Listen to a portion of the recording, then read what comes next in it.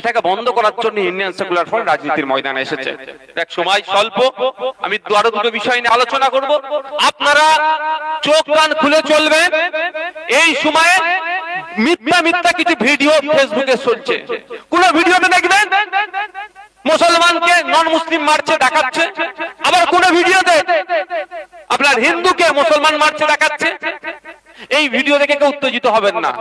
এই ভিডিওগুলো তৈরি করা যায়, বা কোন সিনেমার অংশ কেটে ছেড়ে দিচ্ছে আপনি ভাবছেন, বা বাংলাদেশের কিছু ভিডিও দেখে ছেড়ে দিচ্ছে আপনি ভাবছেন এটা হচ্ছে, শেয়ার করলেন, ওকে করলেন, হ্যান করলেন, ত্যান করলেন। এগুলো করবেন না। অথেন্টিকেশন আগে নেবেন, অথেন্টিক নাকি তার আগে এগুলো করবেন না। আপনাদের কাছে অনুরোধ করছি, এটা হিংসা ছড়ানোর একটা মাধ্যম। একটা সময় ছিল মন্দিরে গরুর গোশ ফেলতো আর মসজিদে শুয়ারের গোশ ফেলে দিয়ে দাঙ্গা লাগিয়ে দিত। এখন আর ওটা কাজ করছে না। একটা সময় ছিল মসজিদে দুটো কাজ ভোরবেলায় ভেঙে দিয়ে দাঙ্গা লাগানোর চেষ্টা হতো, মন্দিরের বা ঠাকুরের হাত ভেঙে দিয়ে দাঙ্গা লাগানোর চেষ্টা হতো। এখন ওটা কাজ হচ্ছে না। এখন ডিজিটাল প্ল্যাটফর্মে ধর্মযুদ্ধ লাগানোর চেষ্টা করছে। কিভাবে? হিন্দু আইডি খুলছে, নতুন নতুন আইডি খুলে ইসলাম ধর্মকে গালাগালি দিচ্ছে, নতুন আইডি খুলে হিন্দু ধর্মকে গালাগালি দিচ্ছে। আর আমরা ধর্মের ধ্বজাধারী। হযরত মুহাম্মদ সাল্লাল্লাহু আলাইহি ওয়াসাল্লামের নামে বলেছে কেন চলো ওর ঘরে একটা খাবে, চলো রাস্তা বন্ধ হবে। ও বলছে কালী ঠাকুরের নামে এই বলেছে কেন ধর্মের ধ্বজাধারী, চলো যে বলছে তার ঘরে একটা খাবে, রাস্তা অবরোধ হবে। একটু চোখ কান খুলে রাখুন না ভাই। আমি ধরে নিচ্ছি সত্যিকারের অর্থে হযরত মুহাম্মদ সাল্লাল্লাহু আলাইহি ওয়াসাল্লামকে কেউ বাজে মন্তব্য করেছে, কেউ কালী ঠাকুরকে বাজে মন্তব্য করেছে। তার জন্য কি আছে, কি করবে? আইন আছে তো। আপনারা জান সর্বপ্রথম কাজ কি হবে? যে কোনো ধর্মের নামে কেউ বাজে মন্তব্য বলে কি করবেন? সর্বপ্রথম কাজ কি হবে?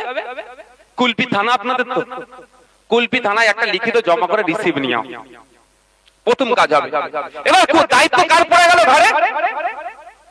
আপনি ধর্মে ধার্মিক, আপনার গায়ে লাগবে কালী ঠাকুরের নামে বাজে কথা বলেছে, সরস্বতী ঠাকুরের নামে বাজে কথা বলেছে, ইসলামের নামে বাজে কথা বলেছে, হযরত মুহাম্মদ সাল্লাল্লাহু আলাইহি ওয়াসাল্লামের নামে বাজে কথা বলেছে, স্বাভাবিকভাবে আমারও গায়ে লাগবে, আপনারও লাগবে, আমারও লাগবে। কিন্তু সেটা আপনাকে দিমাগের ইস্তেমাল করতে হবে। আবেগ আছে, আবেগ ছাড়া মানুষ হয় না, কিন্তু দিমাগের ইস্তেমাল করতে হবে। আপনাকে কি করতে হবে? লোকাল থানায় তার বিরুদ্ধে অভিযোগ দায়ের করতে হবে। এবার লোকাল থানা যদি গড়িমাসি করে, উকিল সাহেবরা আছে, আমরা ছেড়ে কথা বলবো না। যদি কাউকে দেখেছি ঠাকুরের নামে অপবাদ দিতে, মিথ্যা অভিযোগ করতে, ইসলাম যেমন তার বিরুদ্ধে আমরা লড়বো, ঠিক একইভাবে ইসলামের নামে মিথ্যা অভিযোগ দিলে তার বিরুদ্ধে আমরা একসাথে লড়াই করব। আমরা এইরকম ভাববো না ওই যে কালী ঠাকুরকে নিয়ে বাজে মন্তব্য করেছে চুপ করে থাকবো, হযরত মুহাম্মদ সাল্লাল্লাহু আলাইহি ওয়াসাল্লামকে নিয়ে বাজে মন্তব্য করেছে ওখানে রেড়ে করে উঠবো, এরকম নয়। যদি আমরা দেখেছি কোন জায়গায় এই ধর্মীয় ভেদাভেদ তৈরি করার কেউ চেষ্টা করছে, সেটা হিন্দু হতে পারে, সেটা মুসলমান হতে পারে, আমরা তা দেখবো না। আমরা আইনি লড়াই তার বিরুদ্ধে লড়বো। আপনাদের কাজ কি হবে? সর্বপ্রথম লোকাল থানায় অভিযোগ দায়ের করে রিসিপ্টটা নিয়ে নিও। থানাতে আপনাকে একদিন পরে গেলেন, কি সাথে সাথে যদি এফআইআর কপি দিয়ে দেয় ভালো, সেটা নেবেন। যদি না অ্যারেস্ট হয় আমাদের সাথে যোগাযোগ করবেন, আমরা ওটা প্রয়োজনে কোর্টে নিয়ে যাব। পুলিশ অ্যাকশন নিয়ে হোক বা কিছু হোক, কোর্টে নিয়ে যাব, কোর্টের মাধ্যমে আমরা লড়াইটা করে নেব। মাথায় আসছে তো ভাই? হুটহাট করে কারো কথা শুনে চলো রাস্তা অবরোধ হবে, চাইছো তো আপনাকে রাস্তায় না বাবা, প্ল্যান তো এটা। আপনি রাস্তায় নামুন, হবে পাশ দিয়ে যারা রাস্তায় নামাতে চাইছে সে বাইক নিয়ে এসে দুটো কিস্তিতে চলে যাবে। আপনার মাথা গরম এমনি আছে, কালী ঠাকুরের নামে কেন গাল দিয়েছে, হযরত মুহাম্মদ সাল্লাল্লাহু আলাইহি ওয়াসাল্লামের নামে কেন গাল দিয়েছে, বাজে লিখেছে, মাথা গরম এমনি আছে, পাশ দিয়ে বাইক নিয়ে শুধু কিস্তিতে চলে গেল, সে তো বেরিয়ে চলে গেল। আপনি মাথা গরম করে দু চারটে মানুষকে মারলেন। এইসব হলো, হ্যাঁ হলো, তাহলে হলো, তাহলে কেসটা দিনের শেষে কে খেলো? আপনারা। অনুরোধ আপনাদের কাছে এটাই যে সবসময় মাথা ঠান্ডা করে চলতে হবে, মাথা গরম করে লাভ হবে না। মাথা গরম করানোর চেষ্টা তো এরা করছে আপনাদের, এটা শুনুন, এটা মাথায় নিয়ে চলবে। তো বন্ধুগণ, 2026 ভোট আসছে, অনেক এই ধরনের খেলা চলবে, অনেক এই ধরনের নোংরামি হবে।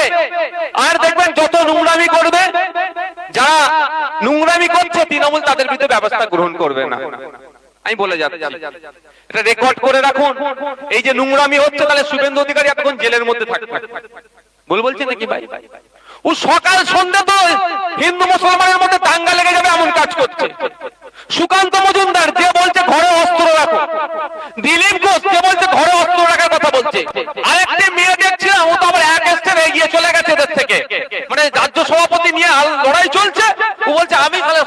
হয়ে যাবো, যা একটা রিস্ক নিয়ে দেখি। ও বলছে কি 5 মিনিট নাকি পুলিশ সরে যাবে, হ্যান করবে ত্যান করবে, দেখে নেবো, এইসব বলছে। ওগুলো থাকার কথা এখন দরকার জেলের মধ্যে। তো ওরা বাইরে থাকলেই তো সমাজকে বিষিয়ে ফেলবে। ওদের আমার আর অনির্বাণ দাকে একসাথে বসে থাকলে ওরা দেখে ওদের বুক ফেটে যাচ্ছে। ওরা আমাকে আর অনির্বাণ দাকে একসাথে বসতে দিতে চাইছে না, তো ওদেরকে জেলের মধ্যে রাখা দরকার। তো দেখেছে এফআইআর হয়েছে, কেন হয়নি আমি তো জানি না এফআইআর হয়েছে কি। কারণ ওরা যদি এই ভয়ঙ্কর কথা না বলে আপনি ভয় পাবেন? আপনি ভয় পাবেন? আপনাকে আর ভয় দেখাতে পারবে না? কিছু মলি সাহেব ভাড়া করে বলবে 2026 আসছে, বিজেপি চলে আসবে, ভোটটা তোকে তৃণমূলকেই দিতে হবে। দেখতে পাচ্ছি না এরকম বলছে, কেটে ফেলবো সে ফেলবো। দিনের শেষে ভোটটা পকেটে উঠতে হবে। আর ওই ব্যাটাগুলোকে যদি জেলের মধ্যে ভরে দেওয়া যায়, কেউ সাম্প্রদায়িক কথা বলবে আর এই ভাই কেউ বলবে?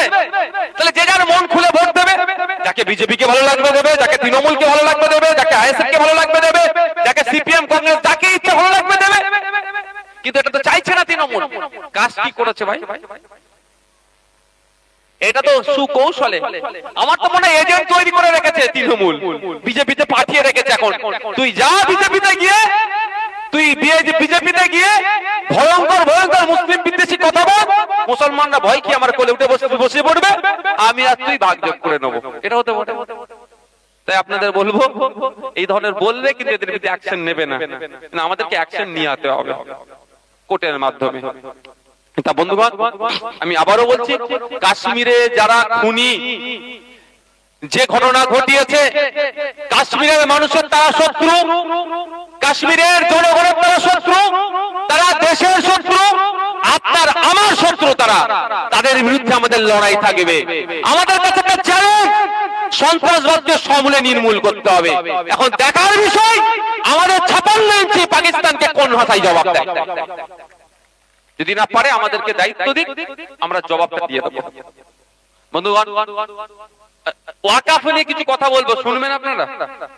একটু শোনা দরকার মনে হয় না? এটা নিভে যাচ্ছে নাকি? ওয়েদারটা কিন্তু খুব সুন্দর, একটু ঘুম ঘুম দেওয়ার মতো না? হ্যাঁ, আমি 26,000 চাকরিটা কথা বলেছেন, আমি ওখানে আর যাচ্ছি না। আমি ওয়াকাফ নিয়ে বলি। সর্বপ্রথম আমি ওয়াকাফ সংশোধনী আইনের বিরোধিতা কেন করছি এটা আগে মাথায় নিতে হবে। কেন বিরোধিতা করছি? আর এই বিরোধিতাকে সামনে রেখে বিজেপি তার ভোট ব্যাংকে সুরক্ষিত করার চেষ্টা করছে। বিজেপি একটা